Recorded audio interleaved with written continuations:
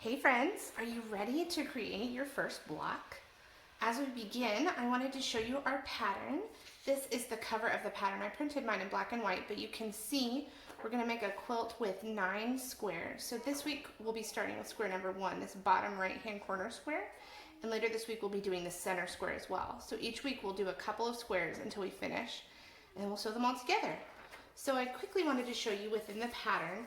One of the things that you can do here is I've marked for you what each color fabric by letter. So this will allow you to do is to customize this pattern for yourself. So you can see we'll be working down here on the bottom right hand corner square, which is fabric C and B. So I've chosen to use this ladybug fabric for fabric B and this green fabric for fabric C. Now you can use any color or pattern you wish, but what can be helpful to do is to write down for yourself. So if you had a pen or a pencil, you could write yellow ladybug fabric or solid green, or my white fabric is a floral, so I could write flowers, or whatever helps you remember what fabrics you need.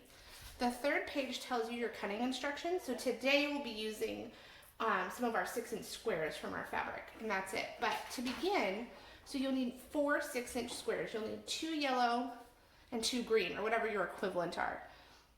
Now the way this works is we're going to sew together the squares. If you need help on how to sew squares together, you can use the chain stitching video I posted the other day. Now for this one, we want our fabrics to be in opposite position, so it'll end up looking like this. My fabrics are not directional. Directional means there's a top and a bottom, so let's say all the ladybugs faced up.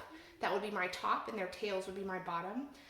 If you do have directional fabrics, you just want to be sure you put them in the right spot so that your fabrics aren't crooked or anything like that. So the way this will work is we'll sew one of our fabric B to fabric C and our other fabric B to fabric C. So go ahead and run those through your machine with chain stitching, and then we'll continue.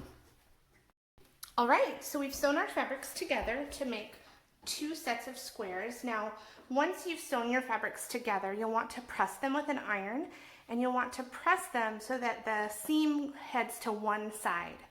The best way to do this is to choose one color and press all your seams toward the same color. So here I've chosen the yellow. So you can see here this seam is pressed toward the yellow. It makes a bit of a bump on the fabric. And same here, the seam is pressed toward the yellow. Now, one of the biggest things quilters struggle with is making their seams match.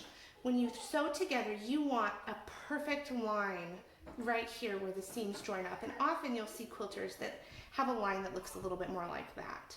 So I want to show you my trick for this to help you. So what you want to do is take one set of squares and lay it on top of the other.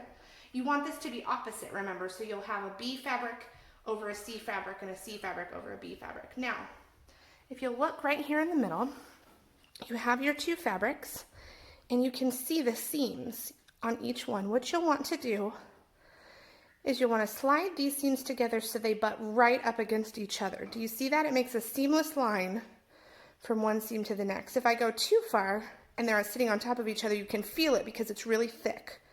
If I go too far the other way, you'll feel in the center another flat spot between your seams. A lot of this is up to your feel, so you'll want to do a lot of work with your hands, but you can press them right up next to each other so they join. This is joining seams. Once I've done this, I'll take a straight pin and I'll just slip it right in there. So now you can see my seam is held. I also like to slip a pin at the beginning here, and you want to smooth this out. And at the end, you can see sometimes they move a little bit. So you'll want one at the beginning and one at the end. All right, and now you're ready to sew your final seam. Once you've sewn your final seam, you can go ahead and press to either side. It doesn't matter, just press toward one side or the other. And then there you have it. You've sewn your final square. You can see our points are almost exactly right since we used our trick of aligning our seams. And congratulations, you finished your first quilt square. Go show somebody, take a picture, show me. We'll keep working on our next square here in a few days.